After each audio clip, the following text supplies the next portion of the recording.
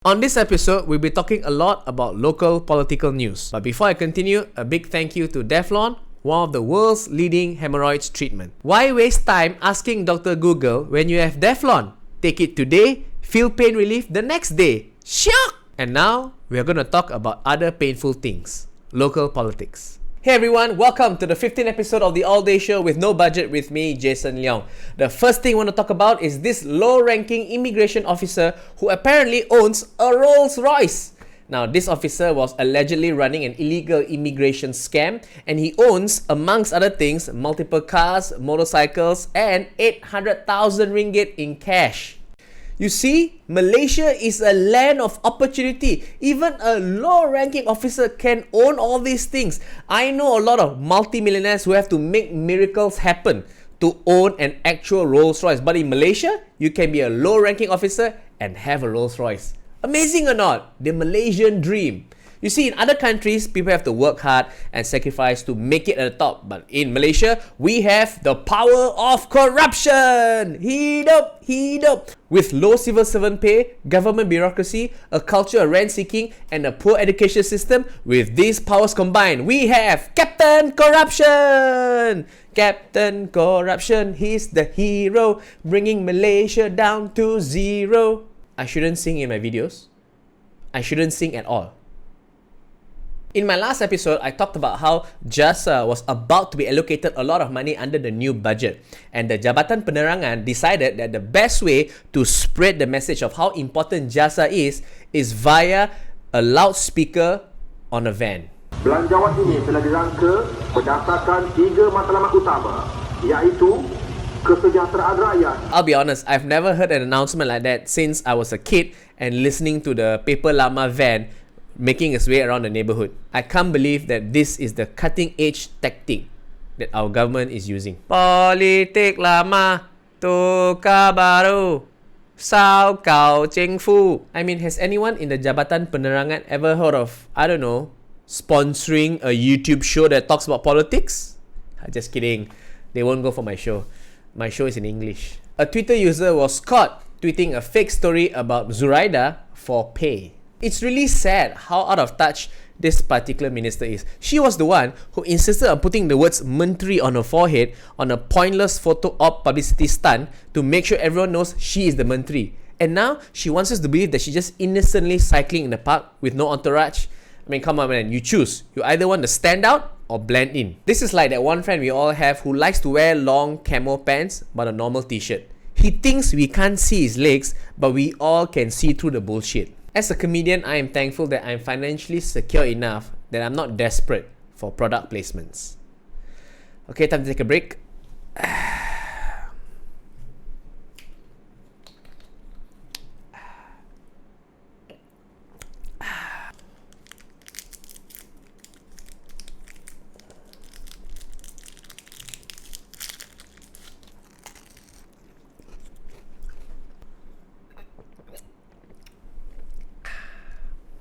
For legal reasons, I have to say that this show was not sponsored by Yobik or KitKat. But it never hurts to try. So, the number of COVID-19 cases have risen recently in Malaysia, and the biggest culprit is known as the Top Glove cluster. Top Glove is Malaysia's biggest glove manufacturer. For a company that makes condoms, you'd think they'd be better at using protection. Boom! Roasted! In other news, apparently there are efforts to revive the National Service Program. Now, the National Service Program in Malaysia is already weird. We make the cadets or the trainees wear Arctic camo. Why Arctic camo? Is it because we're going to fight a war in our shopping malls where there are ice rinks? And who are we preparing to fight? Singapore? We have their water. They're not going to invade us just because our chicken rice is better. Speaking about Singapore, they recently arrested one lone citizen for protesting in a one-man protest. Is it just me or does this guy look like a normal person waiting at Changi Airport? Singapore police, please check the arrival halls at all your airports. There are a lot of people holding signs like this. It's practically a whole movement. In one of his protests, he is holding up a sign with a smiley emoji. This is really bad optics because it just seems like it's illegal to smile in Singapore. Sir, did you know how fast you were giggling? That's a serious offense, huh? You were giggling in a chuckle-only zone. The fine is $7,000. No wonder everyone wears masks in Singapore with no problem. Because now they can smile in public without getting arrested. For once, I am proud of all the freedoms we have in Malaysia. Yeah, I mean, we're all gonna die of COVID, but at least we can smile with no consequences. See, like this guy, smiling, no fines. In recent headlines, according to our Prime Minister, the people want the politicians to serve and not to grab power.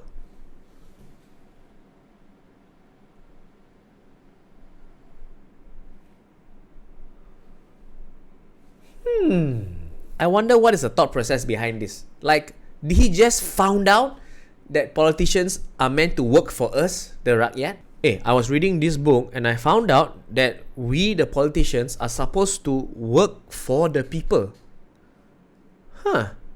The more you know. This is like the CEO of Pizza Hut going, people come to our restaurants to eat pizza, not to grab power. Yay.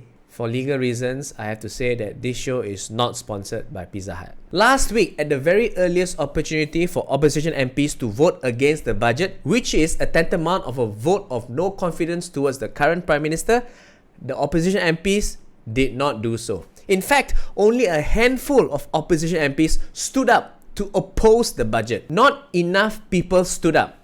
That's right.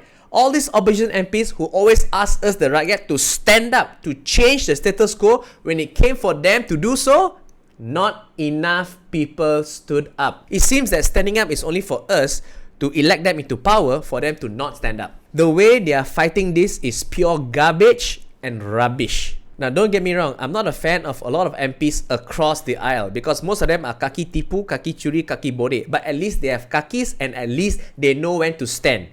I can't believe that the opposition MPs, when they keep telling us that they oppose the bill, the budget bill, the moment came for them to oppose and they did nothing. And apparently, this is Anwar Ibrahim's grand strategy. This strategy is like a boxer saying, I'm going to let my opponent punch me in the face for the first 5 rounds so that his fists are tired. And please, do not be hoodwinked by the opposition stance that this is a tactical retreat. No such thing. To have a tactical retreat is to imply you had a position in the first place, and then once that position became untenable, you then retreated from it. Here, there is no position because you did not oppose it when the time came to oppose. In boxing and in politics, when you want to win, you have to stand. And then it turns out it was a miscommunication. The classic excuse. Pendekatan Nasional is playing chess, while Pakatan Harapan Plus is playing Pepsi Cola, that game you used to play in high school, and they're stepping on their friends' feet. Okay, that's not fair. Because to play Pepsi Cola, you must first be standing. Yes, I'm going to use that pun a lot. Recently in Parliament, the Muar MP Syed Saddiq was called budak by a much older politician. Dan saya bagi ruang kepada Presiden Salam. Terima kasih. Saya dah tunggu lama dah yang berhormat. Duduk. Sik, mohon juga sikit ya. Budak-budak duduk dulu. Saya, Datuk Speaker, nak Cucu yang ucapkan. berhormat tengah lihat tau. Duduklah. Jangan sampai nanti Baru belajar banyak lagi. What's with this casual disrespect towards younger people in politics? I think it's all jealousy and insecurity. Oh, you can mobilize all the younger people with youthfulness and media savvy? My beard is bigger. We need to stop this ageism BS. It makes everyone look stupid. A politician is good if he or she is good. Nothing to do with age and gender or race or religion for that matter. You realize in our Asian culture, younger politicians cannot be as rude to older politicians as they are to younger politicians. Can you imagine the national repercussions if a young politician said to an older politician, Atok balik lah, jaga cucu lah, dah tua krepot, pakai tongkat lah, forgot your medication lah. You mean defeat your medication?